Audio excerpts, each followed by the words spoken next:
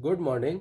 मैं Rajeev Dubey, department of history, intermediate, Jamshedpur cooperative college, Jamshedpur.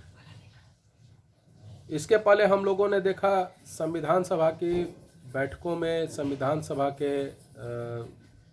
में कई मुद्दों पर बहस हुई, जिसमें राज्यों को अधिक अधिकार दिए जाने की भी मांग की गई और इसके कई कारण बताए गए।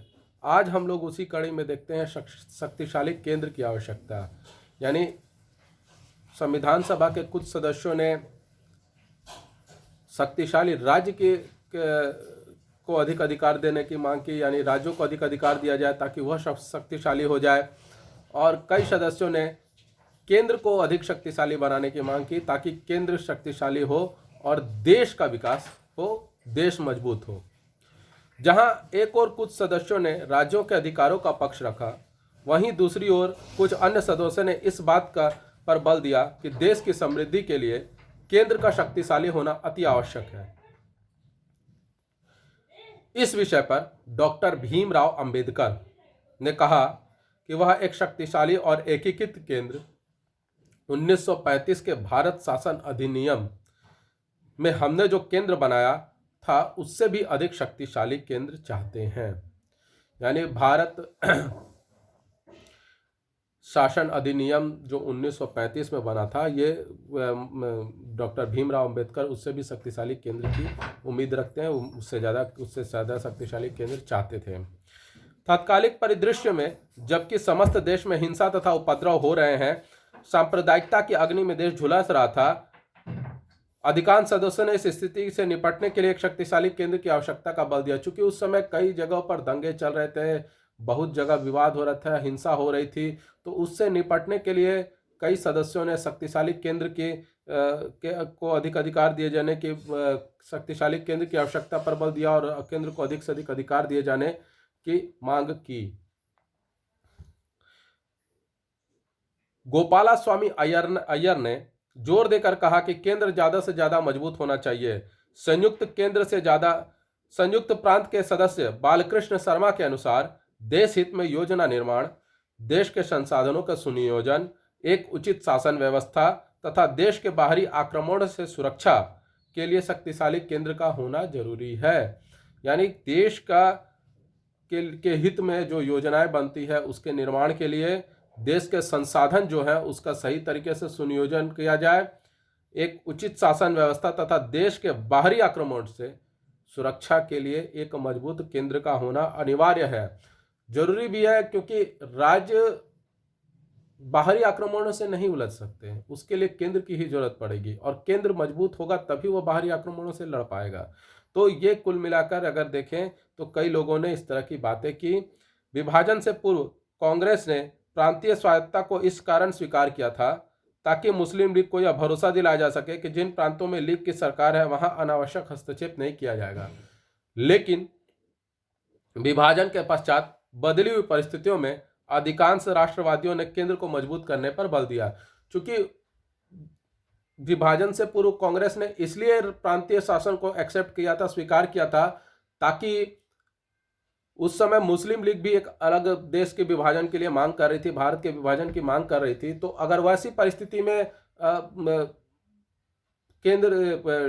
कांग्रेस ने उसको स्वीकार कर लिया था, परंतु अब तो स्थितियां बदल गई थी, भारत का विभाजन हो चुका था। तो इस परिस्थिति में एक शक्तिशाली केंद्र का होना आवश्यक था। यह कांग्रेस और राष्ट्रवादियों का भी यही मानना था। राष्ट्रवादियों के अनुसार तत्कालीन व्यवस्था पर अंकुश लगाने तथा आर्थिक विकास व देश की सुरक्षा के लिए केंद्र का शक्तिशाली होना आवश्यक है। अतः संविधान में केंद्र की ओर शक्तियों का झुकाव अधिक किया गया।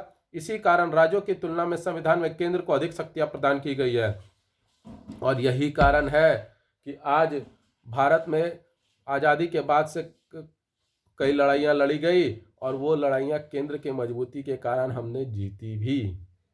चाहे 1971 हो, 1965 हो, 1999 हो, ये सभी लड़ाइयाँ हमने जीती। एक चीन वाला हम लोग हार गए थे 1962 का युद्ध, वो भी शासन व्यवस्था में कुछ कमी के कारण हार गए थे, लेकिन उसके बाद से हमने पीछे मुड़कर नहीं देखा। हम हमेशा जीता। ये कारण यही था कि एक शक्तिशाली केंद्र था जो बाहरी आक्रमणों से लड़ सका था और विकास भी हमने बहुत तेजी से किया गया। आज हम विश्व की आर्थिक महाशक्ति बनने के कगार पर पहुंच रहे हैं, धीरे धीरे विकास की ओर बढ़ रहे हैं। निश्चित रूप से आने वाले समय में हम पहुंचेंगे। आज दुनिया का सबसे बड़ा बाजार है भारत। दुनिया की सारे देश भारत से व्यापार करना चाहते हैं। हमने अपने आप को इस तरह डेवलप किया। तीसरा जो इस पर चर्चा हुई वह था राष्ट्रभाषा का प्रश्न। कोई भी देश होता है उसकी एक राष्ट्रभाषा होती है, जिस भाषा में वह कार्यालय से लेकर सभी चीज़ों का निष्पादन करता है। तो भारत भौगोलिक दृष्टि से एक विशाल देश है। देश में सांस्कृतिक दृष्टि से भी कई सारी विभिन्नताएं मौजूद हैं, विद्यमान हैं।